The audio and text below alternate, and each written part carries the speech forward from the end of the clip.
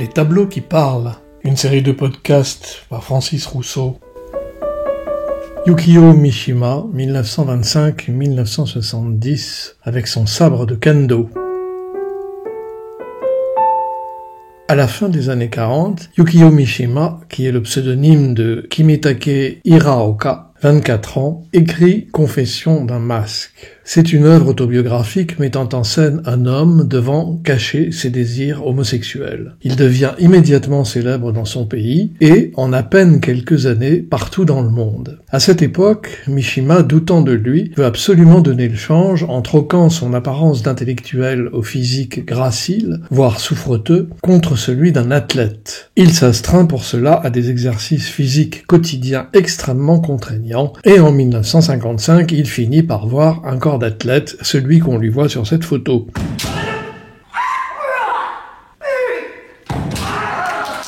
Il entretient ce physique jusqu'à la fin de sa vie, en pratiquant le kendo, l'escrime avec sabre du Japon des samouraïs. Nous sommes à l'époque où il envisage une alliance avec Michiko Shoda, qui devint par la suite l'impératrice du Japon en épousant l'empereur Akihito.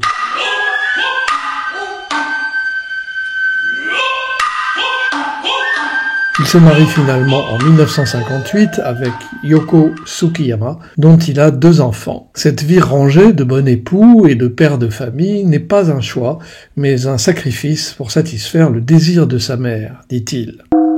En réalité, tout le monde sait que l'écrivain et poète mène une double vie. On le voit fréquemment dans les bars homosexuels de Tokyo, qu'il dit fréquenter en observateur. On lui prête des liaisons avec des étrangers, de passage, ou avec des Français quand il séjourne à Paris, ce qui lui arrive très fréquemment quand il vient voir son éditeur français Gaston Gallimard. Et nous avons le privilège d'avoir M. Mishima parmi nous. C'est à lui maintenant que je vais poser des questions. M. Mishima, y a-t-il un écrivain français qui ait eu une influence particulière sur vous?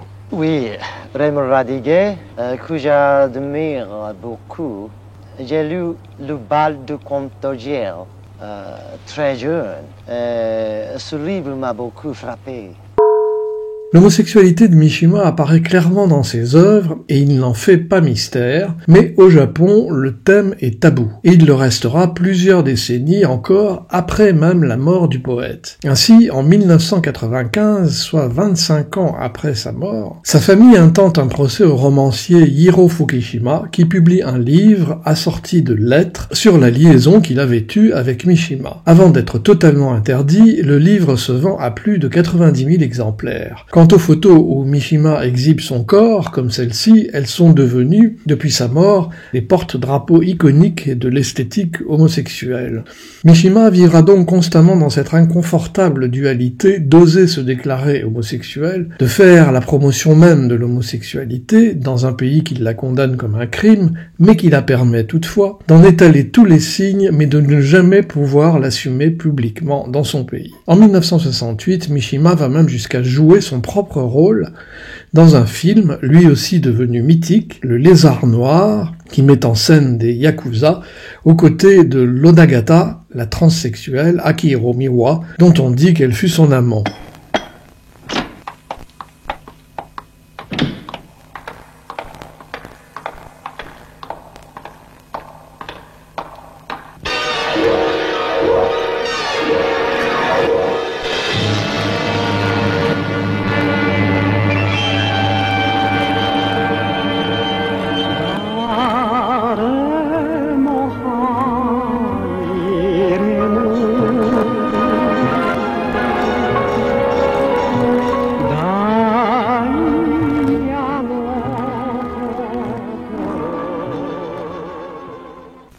Le propre biographe occidental de Mishima, Henry Scott Stokes, balaye le doute sur l'homosexualité de Mishima de façon formelle, rappelant que la mort même de Mishima, son shinju, suicide à 2, était une manière d'authentifier l'amour que Mishima et son amant Morita se seraient portés. Au cours de l'année 1970, Mishima achève sa somptueuse tétralogie La mère de la fertilité, que l'on ne saurait trop conseiller de lire et de relire, avec son 4e tome, L'ange en en décomposition. Le 25 novembre, il poste à son éditeur la fin du manuscrit, puis il se rend au ministère de la Défense, où il prend en otage un général et fait convoquer les troupes à qui il tient un discours en faveur de la restauration pleine et entière de l'autorité impériale. Ce n'est ni plus ni moins qu'une tentative de coup d'État. La réaction des 800 soldats présents est extrêmement hostile. Mishima se retire de façon théâtrale, se cachant le visage dans son bras replié,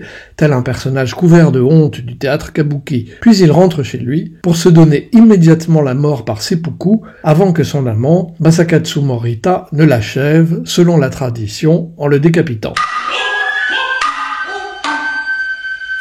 Morita suivit immédiatement Mishima dans la mort. Ce coup d'éclat minutieusement préparé pendant plus d'1 année avait même été décrit dans les moindres détails à l'identique dans le roman de Mishima, Chevaux échappés, paru en 1969.